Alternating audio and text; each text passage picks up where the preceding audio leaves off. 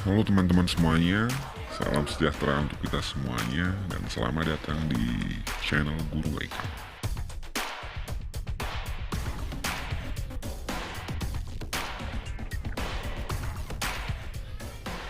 Kali ini kita akan sama-sama membahas tentang kisi-kisi soal tes P3K 2021 kompetensi teknis materi pedagogi. Mari kita lanjutkan dari mulai nomor 1. Parjo, guru olahraga. Nah, pagi ini dia mengajarkan kepada peserta didiknya dengan memberikan contoh teknik melempar bola basket ke ring. Setelah itu, guru PJOK menutup pembelajaran dengan meminta siswa untuk melempar bola basket ke ring dengan jarak tertentu.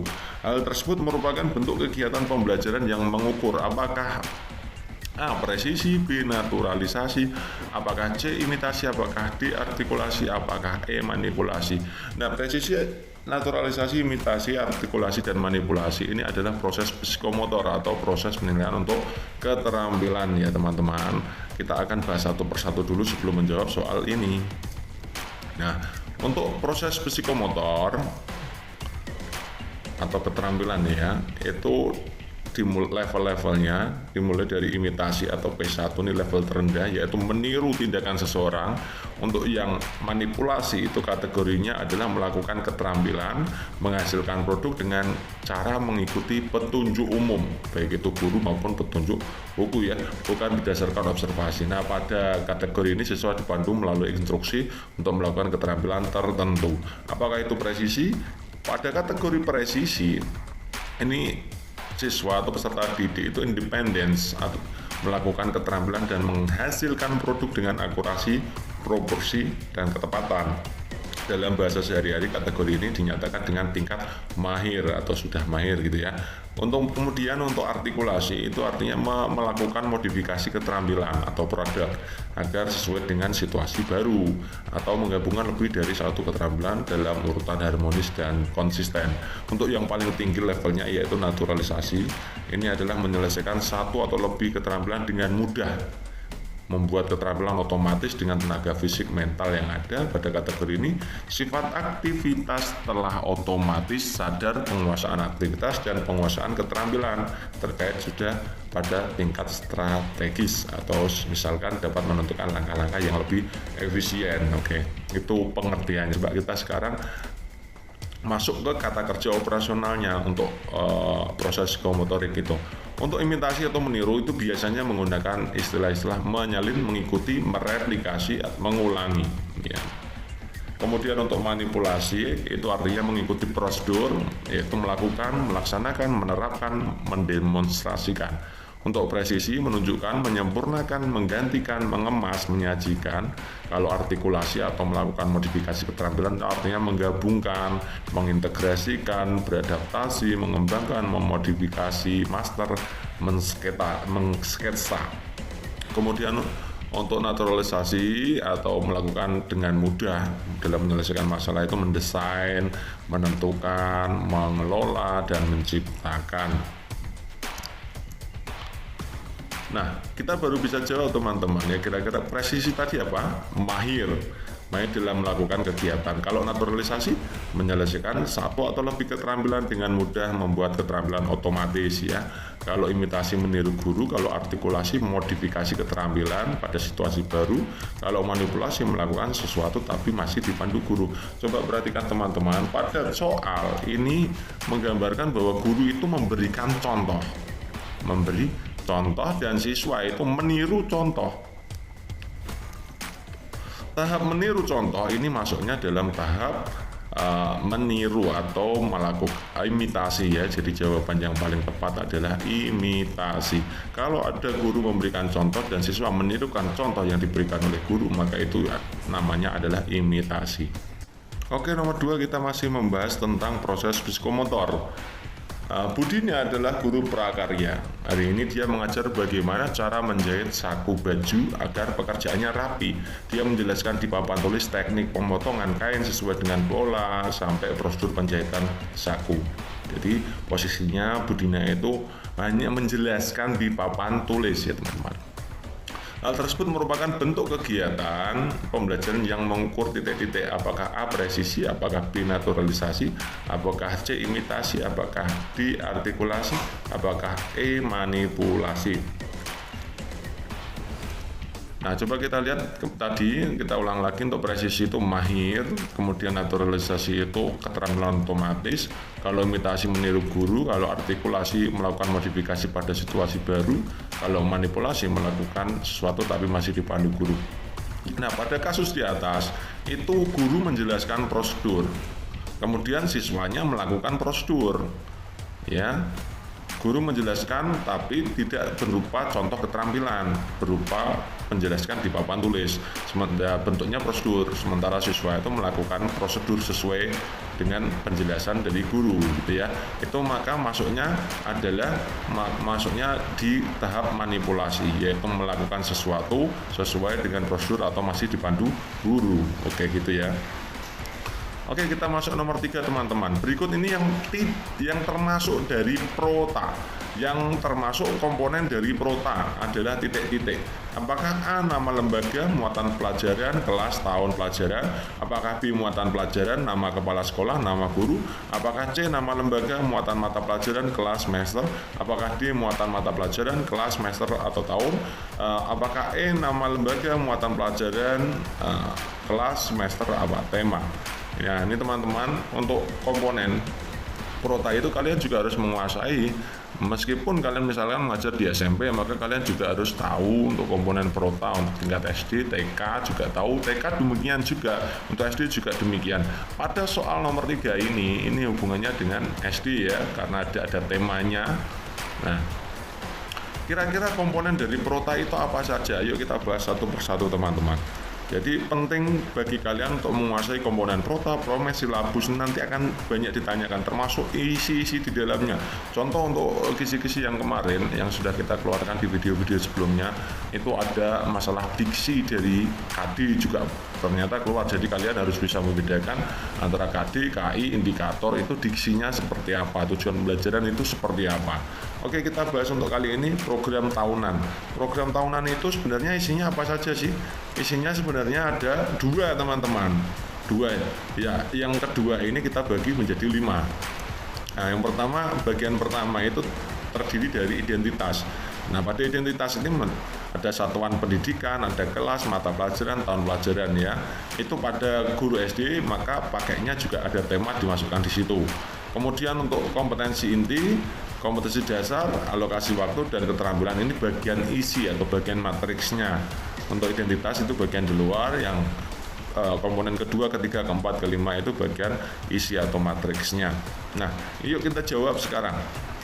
Nah, untuk A, nama lembaga itu ya satuan pendidikan itu.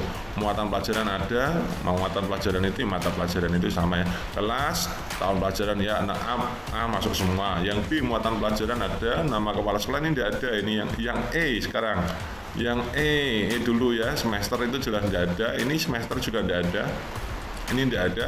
Ini yang B tadi, nama guru dan nama kepala sekolah tidak ada. Jadi jawaban yang paling tepat adalah yang A. Nomor 4 teman-teman, kegunaan kaldik atau kalender pendidikan adalah titik-titik. Apakah A, menghitung hari minggu setiap bulan? Apakah B, mendistribusikan kompetensi dasar dalam setahun? Apakah C, mendistribusikan alokasi waktu setiap bulan?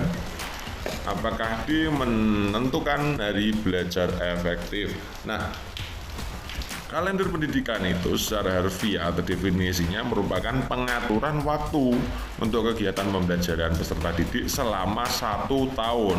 Nah, yang mencakup intinya di dalamnya ada apa saja? Ada permulaan tahun ajaran, ada minggu efektif, dan juga hari libur. Dari yang paling penting itu ada permulaan tahun, minggu efektif, dan juga hari libur. Nah, sekarang kita bahas satu persatu. Kalau yang opsi A dilihat coba teman-teman, menghitung hari minggu minggu setiap bulan. Nah, hari minggu setiap bulan ini tidak perlu menggunakan kaldik, ini cukup dengan kalender biasa.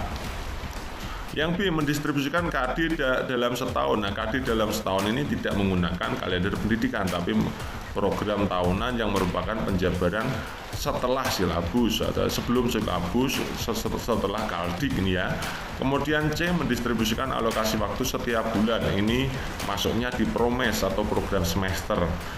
Kalau yang D ini menentukan hari belajar efektif, berapa banyaknya hari belajar efektif selama 1 tahun, 1 bulan itu maka ini namanya adalah kalender pendidikan. Jadi jawaban yang paling tepat adalah yang D. Nomor 5 ini tentang soal studi kasus teman-teman, dan banyak dari teman-teman ternyata yang masih kesulitan untuk studi kasus.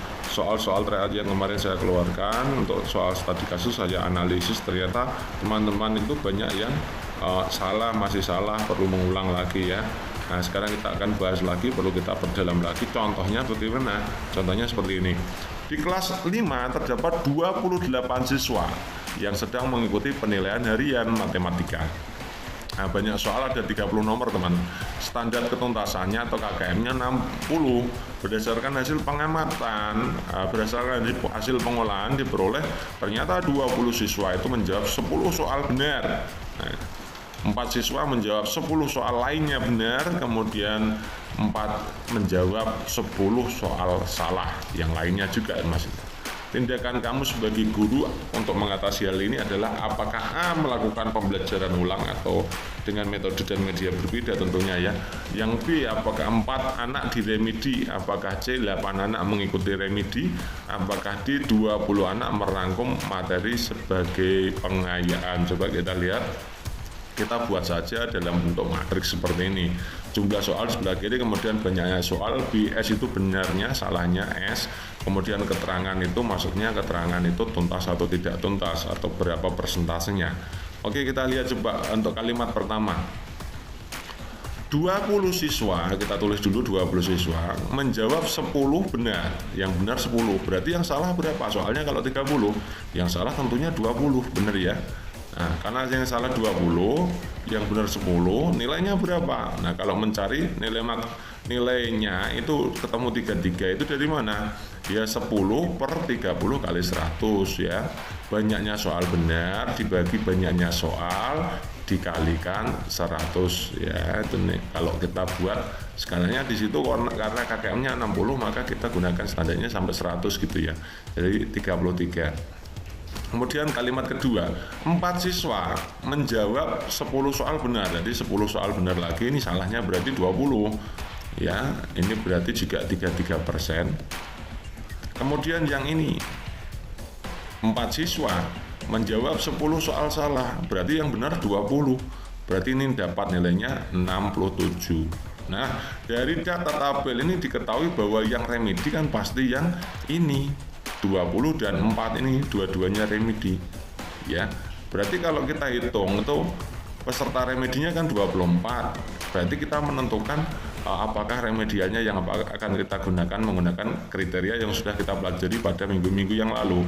Nah, 24 per jumlah siswanya kan 28. Jadi 24 per 28 kali 100%. Oh, ternyata jawabannya adalah 86% yang tidak tuntas. Ya, yang tidak tuntas itu ternyata 86%. Oleh karena itu, maka pembelajaran yang paling baik dilakukan karena ini lebih dari 86%, itu artinya lebih dari 50%, itu berarti kita gunakannya pembelajaran ulang dengan media dan metode berbeda. Jadi jawaban yang benar adalah yang A. Nomor 6. Siswa mengalami tingkat kepercayaan diri rendah. Umpan balik yang dilakukan guru adalah apakah A, teacher feedback, apakah B, extrinsic feedback, apakah C, intrinsic feedback, apakah D, parent feedback. Nah, untuk soal ini kita yang jadi fokus adalah tingkat kepercayaan diri. Nah, tingkat kepercayaan diri ini dengan menyangkut tingkat kepercayaan diri itu kita belajarnya asal mula feedbacknya dari mana. Coba kita lihat. Kalau teacher feedback itu umpan balik dari guru, ini secara umum ya teacher feedback itu. Kemudian ekstrinsik itu umpan balik yang berasal sumbernya dari luar. Kalau ini sumber umpan baliknya dari dalam. Kemudian untuk parent itu umpan balik orang tua. Nah, ini berarti jawabannya kalau enggak B ya C. Ini kan mengenai tentang sumbernya. Nah, kalau B, intrinsic feedback, itu atau umpan balik intrinsik, itu adalah berkaitan dengan penilaian terhadap dirinya sendiri tentang sikap, aktivitas, dan perilaku yang telah ditentukan, serta tentang kemampuan yang telah ditunjukkan. Kemudian kalau extrinsic feedback, itu umpan balik yang asalnya dari luar, jadi faktornya dari luar, kemudian kita kasih umpan balik gitu ya masnya. Nah, korek ini misalkan yang dari luar itu adanya koreksi guru, kemudian cemoohan, ya, dan lain-lain seterusnya ya. Nah, untuk tingkat kepercayaan diri ini terkait dengan di dalam diri masing-masing, bukan faktor dari luar. Maka kita sebagai guru harus menggali potensi peserta didiknya seperti apa, aktivitasnya yang bisa membantu seperti apa. Maka ini jawaban yang paling tepat adalah intrinsic feedback, karena faktor tingkat kepercayaan diri dari dalam, maka umpan baliknya kita harus masuk dari dalam. Oke gitu ya. Nomor 7, yang bukan untuk mengukur keterampilan nyata peserta didik. Apakah A, tes tertulis, B, praktek, C, portofolio, D, unjuk kerja, apakah E, peradab. Nah teman-teman, sebelum kita masuk ke pembahasan, kita lihat dulu tes tertulis itu teknik menilai pengetahuan. Praktik itu artinya menilai keterampilan melakukan sesuatu. Portofolio juga menilai keterampilan dari kumpulan karya siswa. Unjuk kerja itu menilai keterampilan baik praktik maupun produk. Untuk produk ini menilai keterampilan ini dari hasil produknya, gitu ya. Nah, kemudian penilaian keterampilan itu sebenarnya ada dua jenis teman-teman. Yang kalian ketahui pasti ya, kalau nggak praktik, portofolio, unjuk kerja, produk. Ya, itu sebenarnya ada dua, yaitu keterampilan yang abstrak, ini artinya tidak dapat diamati. Kemudian keterampilan yang nyata atau keterampilan konkret, artinya dapat diamati. Nah, keterampilan abstrak itu contohnya untuk mengamati sesuatu, menanya, mengeksplorasi, mengasosiasi, mencipta, atau mengemukakan ide baru, itu juga keterampilan abstrak. Kalau nyata ya imitasi, manipulasi, sudah kita bahas tadi, itu terkait dengan 4 model penilaian seperti yang B, C, D, E, praktek, portofolio, unjuk kerja, dan produk. Ini masuknya di keterampilan nyata. Jadi yang bukan untuk mengukur keterampilan nyata yang mana? Tentu saja yang tes tertulis. Oke, kita lanjutkan teman-teman untuk nomor 8. Nah, dalam prosedur penilaian pengetahuan dapat dilakukan tanpa direncanakan. Bagaimana pandangan Anda sebagai guru terhadap pernyataan ini? Benar nggak sih, masa prosedur penilaian pengetahuan itu tidak usah direncanakan atau bisa dilakukan tanpa rencana? Saya kira juga enggak ya. Kita bahas satu-satu coba. Opsi yang A, prosedur penilaian pengetahuan dapat dilakukan tanpa perencanaan dikarenakan siswa telah memiliki pengetahuannya. Ini jelas tidak ya. Jadi tanpa rencana itu tidak mungkin terjadi ya. B, prosedur penilaian pengetahuan dapat dilakukan tanpa direncanakan karena prosedur penilaian dilaporkan dalam bentuk angka, predikat, dan deskripsi. Ini juga tidak mungkin karena dalam menyusun angka, predikat, dan deskripsi itu tentunya di belakangnya pasti sudah direncanakan. Tidak serta-merta kalian memberikan nilai atau angka, predikat, dan deskripsi pada siswa Anda sementara Anda tidak memiliki data-data yang lengkap. Yang C, prosedur penilaian pengetahuan tidak dapat dilakukan tanpa direncanakan. Oke, good. Karena hasil penilaiannya akan bias. Nah, hasil pengetahuan akan bias ini juga bukan masuk ya, tidak. Belum tentu penilaiannya akan bias nih ya, belum tentu. Yang D, prosedur penilaian pengetahuan dimulai dari pengembangan instrumen, pelaksanaan penilaian, pengolahan, pelaporan, serta pemanfaatan hasil penilaian. Nah, ini jelas, inilah yang namanya terencana ya. Jadi jawaban yang paling tepat adalah yang D. Nomor 9 teman-teman. Deskripsi tentang ranah sikap, pengetahuan, keterampilan yang harus dipelajari untuk dikuasai peserta didik pada suatu tingkat atau jenjang sekolah, kelas, mata belajar tertentu, kemudian terdapat pada komponen silabus yang mana. Nah, dari A sampai E, KD, KI, penilaian, pembelajaran, dan materi ini yang menyangkut tentang deskripsi tentang ranah sikap, pengetahuan, keterampilan yang tiga-tiganya ada itu hanya ada di KD dan KI ya, KD dan KI yang ada deskripsinya. Untuk materi tidak ada deskripsinya ya, pembelajaran juga bukan ya, penilaian juga bukan. Oke, KI dulu kita bahas KI.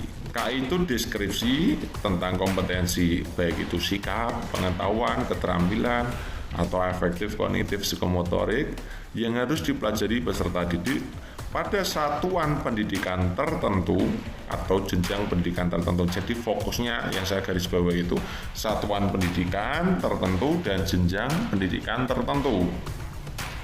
Sementara untuk KD itu penjabaran KI. KD itu artinya penjabaran dari KI berupa sejumlah kemampuannya sama, meliputi bidang aspek sikap, pengetahuan, dan keterampilan gitu maksudnya ya, yang harus dimiliki peserta didik dalam satuan pendidikan, jenjang, dan mata pelajaran tertentu. Jadi yang fokusnya adalah satuan pendidikan, jenjang, mata pelajaran tertentu. Sementara untuk KI itu satuan pendidikan tertentu dan jenjang pendidikan tertentu. Jadi bedanya antara KI dan KD, kalau KI ini mata pelajaran apapun sama, maka tidak dicantumkan ini per mata pelajaran, bukan. Jadi KI itu baik mata pelajaran misalkan agama, misalkan olahraga, bahasa Inggris, itu KI-nya sama, yang membedakan yaitu KD. Kalau KD ini menyangkut tentang mata pelajaran, jadi KD-nya masing-masing mata pelajaran itu berbeda ya. Jadi jawaban yang pada soal itu mata pelajaran tertentu, berarti jawaban yang paling tepat adalah KD. Oke, kita lanjutkan teman-teman untuk nomor 10.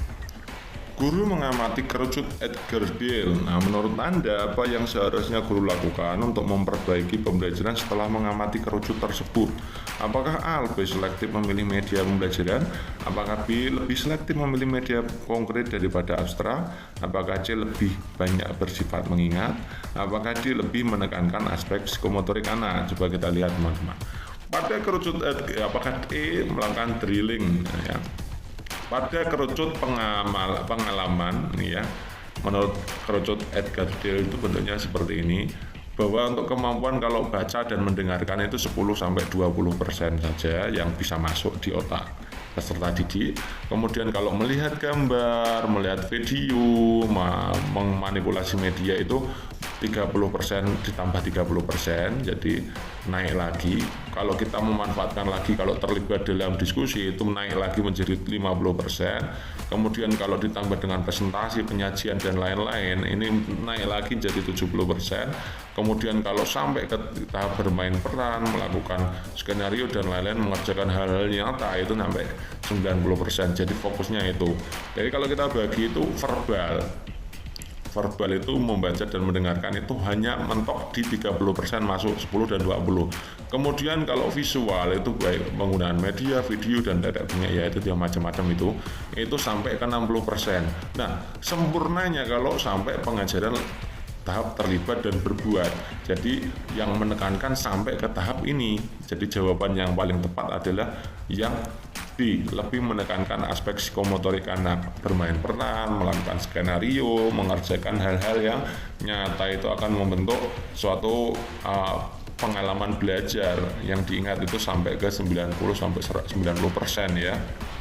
Akan tinggi sekali. Jadi ya, tidak hanya lebih selektif memilih media. Kalau lebih selektif memilih media seperti opsi A, maka nanti hanya sampai ke 60%. Kalau B, lebih selektif media konkret daripada abstrak, itu juga sampai hanya di 60%. Kemudian lebih banyak sifat yang mengingat, nanti hanya sampai di 30% ya. Untuk D itu yang lebih bagus. Kemudian berikutnya nomor 11 teman-teman. Berikut ini yang bukan kriteria penilaian esai adalah titik-titik kecuali. Apakah pemilihan topik esai dan ketajaman analisa? Apakah B. rasionalitas ide, inovasi, dan originalitas? Apakah C. kelengkapan, relevansi data, dasar teori, dan kemampuan argumentasi? Apakah D. sistematika penulisan dan pemikiran? Apakah E. keluasan daftar pustaka? Ini yang bukan kriteria penilaian untuk esai. Teman-teman, untuk esai itu hampir sama dengan paper ya teman-teman. hampir sama dengan makalah, paper ya. Esai itu adalah salah satu jenis karya tulis. Ini bentuknya karya tulis, makanya saya mengatakan hampir sama dengan paper maupun makalah yang berisi kombinasi antara fakta dan opini, di antara kenyataan dan pendapat. Esai lebih bersifat subjektif dari sudut pandang penulisnya yang bersifat analitis, spekulatif, interpretatif. Nah, kemudian esai ini mencakup narasi yang bisa berupa kritik, argumen sastra dari pengamatan kehidupan sehari-hari dan refleksi penulis. Nah, kita cek coba satu-satu teman-teman. Kira-kira yang sesuai untuk ambil saja sebagai contoh esainya sama kan, hampir sama dengan makalah. Ambil saja makalah saja sebagai contoh. Apakah pemilihan topik atau judul makalah, ketajaman analisa makalah itu penting? Ya, tentu saja penting. Untuk si A ini jelas masuk. Apakah rasionalitas ide? Oke. Inovasi juga oke. Originalitas atau keaslian? Ya, ini juga penting teman-teman. Kemudian kelengkapan relevansi data, dasar teori dan kemampuan argumentasi ini masuknya di bab 2 dan bab 3. Ini juga penting. Kemudian sistematika penulisan dan pemikiran ini metodenya juga penting. Keluasan daftar pustaka ini tidak terlalu ya teman-teman. Jadi memang daftar pustakanya harus ada, tapi tidak selalu harus sangat lebar gitu ya. Sangat luas tidak perlu. Jadi jawaban yang paling tepat adalah yang E. Next, untuk nomor 12, penilaian harus mampu menyimpulkan apakah peserta didik telah mencapai kompetensi yang ditetapkan atau belum. Hal ini sejalan dengan prinsip penilaian. Apakah A, keeping track, apakah B, checking up, apakah C, finding out, apakah D, summing up. Ini tentang terkait dengan fungsi dari penilaian itu sendiri. Kalau keeping track, itu kita sudah bahas kemarin ya, harus mampu menelusuri atau melacak. Jadi kata kuncinya kalau track itu melacak ya, track itu melacak kemajuan siswa sesuai dengan rencana pembelajaran yang telah ditetapkan. Kalau checking up itu ya cek, melakukan cek ketercapaian kemampuan peserta didik dalam proses pembelajaran. Ini hanya sekedar checking ya, checking. Kalau finding out itu penilaian harus mampu mencari dan menemukan serta mendeteksi kesalahan-kesalahan yang menyebabkan terjadinya kelemahan dalam proses pembelajaran. Itu finding out, itu hubungannya dengan diagnosa ya, tes diagnosa.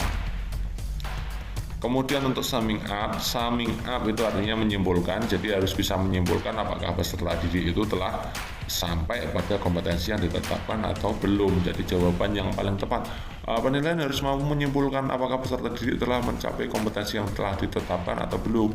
Ini tentu saja jawaban yang paling tepat adalah summing up. Next, nomor 13 teman-teman. Ketidakmampuan seseorang peserta didik mengacu kepada gejala di mana peserta didik tidak mampu belajar sehingga hasil belajarnya di bawah potensi intelektualnya, dinamakan kesulitan belajar.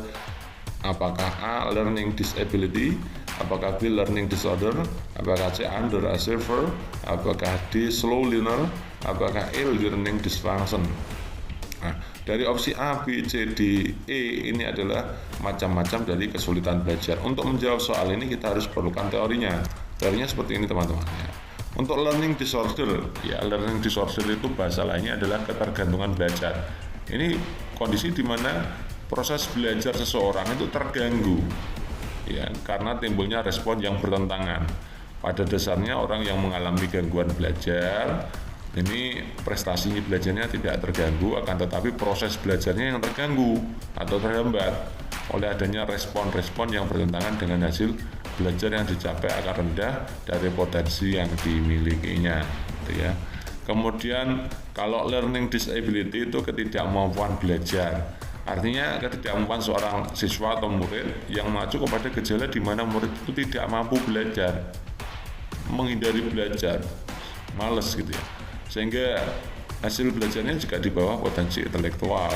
Kemudian yang ketiga itu learning dysfunction, itu artinya ketidakfungsian belajar. Artinya apa? Menunjukkan gejala di mana proses belajarnya itu tidak berfungsi dengan baik, meskipun pada dasarnya tidak ada tanda-tanda subnormalitas mental, meskipun tidak terganggu ya mentalnya ya, gangguan alat indera atau gangguan psikologis lainnya. Kemudian underachiever itu pencapaian yang rendah. Ini mengacu kepada murid-murid yang memiliki tingkat potensi intelektual di atas normal, tapi prestasi belajarnya tergolong rendah. Kemudian yang terakhir slow learner atau lambat belajar adalah murid yang lambat dalam proses belajarnya sehingga membutuhkan waktu dibanding dengan murid lain yang memiliki taraf potensi intelektual yang sama. Jadi ada 5 itu, learning disorder, learning disability, learning dysfunction, underachiever, slow learner. Yang perlu kalian pahami adalah istilahnya.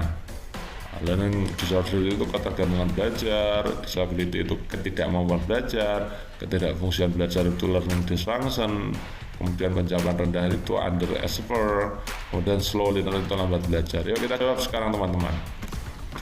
Nomor 13 tadi, mana yang merupakan ketidakmampuan seorang peserta didik untuk mengacu kepada gejala di mana peserta didik tidak mampu belajar. Ada kata-kata tidak mampu belajar, artinya ketidakmampuan belajar. Ketidakmampuan belajar tadi apa ya? Kalau ini tadi adalah ketidakmampuan belajar, kalau yang ini ketergangguan belajar, ini pencapaian rendah, ini lambat belajar, ini ketidakfungsian belajar. Jadi jawaban yang paling tepat adalah yang A. Nomor 14. Pak Rudi ingin menilai siswanya. Untuk melihat hasil kerja siswa, maka siswa diminta membuat jus buah dari buah-buahan sekitar. Pilihlah model penilaian yang cocok. Nah, jus buah ya. Coba kita lihat satu-satu ya. Ini yang dinilai adalah hasil kerja. Jadi teman-teman kalau menjawab soal-soal komputasi teknis itu harus jeli ya, melihat hasil kerja, maka jawaban yang paling tepat adalah produk. Kenapa? Nah, kalau penilaian proyek tadi kan harus ada rencana, pelaksanaan, ada bimbingan, ada waktu, ada jadwalnya. Kalau pada soal ini kan tidak ada unsur jadwalnya. Kemudian kalau produk itu menilai hasil. Nah, menilai hasil yang diminta adalah membuat jus buah. Tapi Pak gurunya hanya ingin melihat hasil kerjanya. Kemudian kalau unjuk kerja itu selain melihat hasil juga melihat prosesnya. Nah, gitu ya. Jawabannya berarti itu. Kemudian soal nomor 15. Bu Andri adalah guru kelas 5. Memberikan penilaian sikap B pada Budi. Budi ini guru PAI kelas 5 memberikan nilai A pada Budi. Kemudian Bu Retno guru bahasa Inggris memberikan nilai C pada Budi. Dari penilaian di atas manakah pernyataan yang paling tepat? Apakah A Budi mendapat nilai B?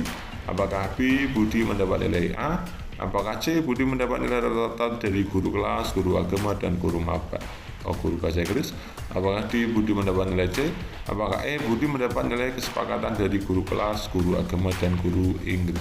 Nah teman-teman, itu ada 3 guru yang berperan sebagai penilai utama ya, komponen utama pada penilaian sikap, yaitu ada guru kelas, guru bahasa Inggris dan guru olahraga. Nah, kalau 3-tiganya memiliki guru PAI apa tadi ya? Guru PAI, guru bahasa Inggris, dan guru kelas, gitu ya.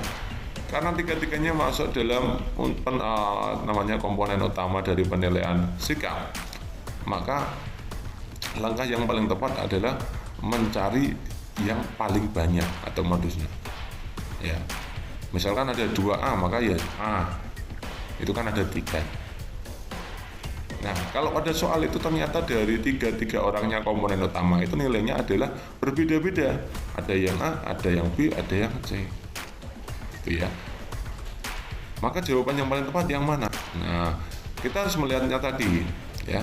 Karena guru kelas, guru muatan pelajaran dan guru PAI itu masuknya di komponen utama ya. Komponen utama ini skema penilaian sikapnya, bukan berada di komponen penunjang. Maka harus, karena 3-tiganya berbeda, maka harus penilaian hasil akhirnya sesuai dengan kesepakatan dari guru kelas, guru agama, dan guru bahasa Inggris. Nah, misalkan kalau yang D Budi mendapatkan nilai C, berarti mengambilnya dari guru bahasa Inggris tidak mungkin. Nah, ambil dari modus yang ada. Kalau misalkan berbeda-beda, maka pilih kesepakatan. Nomor 16. Pak Doni adalah guru PPKN. Dalam memberikan penilaian pada siswanya, dia tidak sesuai dengan prinsip-prinsip penilaian. Anton yang ponakannya sendiri tidak pintar dikasih nilai 90, sedangkan yang pintar diberikan nilai 80. Itu melanggar prinsip penilaian, yaitu apakah adil, objektif, adil, terpadu, terbuka, dan sistematis. Apakah itu? Nah, pada soal ini ada unsur subjeknya, yaitu Anton. Sebelum kita jawab ya, kita satu-satu dulu. Kalau objektif tidak dipengaruhi oleh subjektivitas penilai, kalau adil itu tidak memihak, kemudian terpadu itu bagian dari pembelajaran, kalau terbuka itu dapat diketahui oleh pihak yang berkepentingan, kemudian kalau sistematik itu langkah-langkahnya, prosedurnya baku.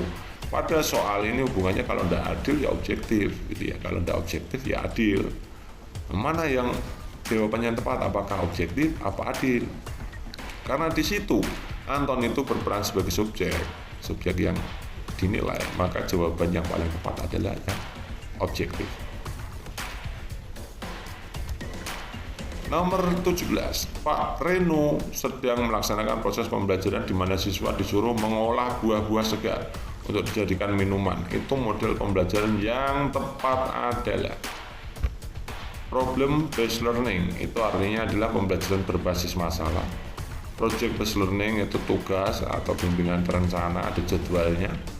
Contextual teacher learning itu dihubungkan dengan masalah nyata. Inquiry itu menemukan konsep sendiri. Kooperatif itu kerjasama kelompok. Mana yang mencerminkan pelaksanaan pembelajaran oleh Pak Reno? Pak Reno itu kan melaksanakan proses pembelajaran, siswa disuruh mengolah buah-buah segar. Ini kira-kira berbasis masalah bukan? Ya jelas bukan. Kalau tugas mungkin, tapi karena di sini mengolah buah-buah segar ya tidak memerlukan rencana, ya tidak memerlukan perencanaan. Jadi jawaban yang paling tepat adalah yang C.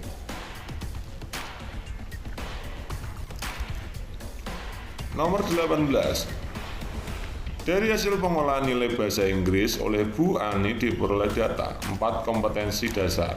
Dari 4 kompetensi dasar pada semester itu, dari 28 siswa ada 4 siswa yang lulus KD 1. Hanya 4 siswa yang lulus KD 1 ya. 4 tidak lulus KD 2. Tindakan yang harus dilakukan adalah titik-titik. Apakah A, pada KD 1 diberikan remedial penugasan individu? Apakah B, tidak ada pembelajaran remedial karena bobot KD 1 dan KD 2 berbeda?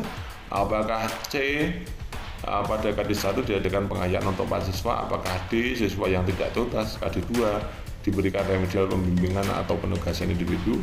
E, sebanyak 24 siswa mengikuti remedial KD 1 dan KD 2. Nah, kita bahas satu persatu. Nah, pada KD 1 teman-teman itu diberikan pembelajaran ulang klasikal. Alasannya apa? Karena yang lulus hanya 4, siswanya 28, maka yang tidak lulus atau tidak tuntas adalah 24. Kalau dibuat dalam persentase 24/28 itu jelas lebih dari 50% ya. Maka diberikan pembelajaran ulang klasikal dengan metode dan media berbeda. Ya. Jadi jawaban yang A itu jelas tidak. Jawaban yang B berarti kan tidak ada pembelajaran remedial karena bobot KD 1 dan KD 2 berbeda. Pada KD, setiap KD itu memiliki bobot yang sama ya teman-teman, tidak boleh berbeda. Yang berbeda hanya pada teknis jenis KD-nya, itu teknis penilaiannya. Misalkan KD 1 itu ada proyek, ada portofolio, itu boleh diubah bobotnya, tapi kalau pada KD 1, KD 2 itu berbeda KD, maka tidak boleh berbeda bobot. Jadi tidak mungkin. Kemudian yang C, coba kita lihat sekarang ini, pada KD 2 juga diberikan remedial penugasan individu tutor sebanyak karena hanya 4 siswa. Kita hitung dulu. Kalau 4 siswa, kemarin kan sudah saya ajari caranya ngitungnya. Jadi 4/28 kali 100%. 4/28 kali 100%, ketemunya 14%. 14% tadi diperoleh dari mana? Saya ulangi lagi, 14% ini diperoleh dari 4/28 kali 100%. Itu ternyata ada 14%. Nah, karena 14% itu kurang dari 20%, kan aturannya kan kurang dari 20% itu pembelajaran pembimbingan individu ya. Maka jawaban yang D itu tepat ya. Yang C, pada KD1 diadakan pengayaan untuk 4 siswa. Nah ini aturan pengayaan itu kalau nilai siswa yang tuntas itu lebih dari 85, ya itu artinya dia mumpuni untuk diadakan pengayaan. Kalau nilainya hanya 70 atau 60 ya jangan. Ya, kalau memang ini ekstra ya, otaknya bagus, yang maka harus kita fasilitasi untuk pengayaan.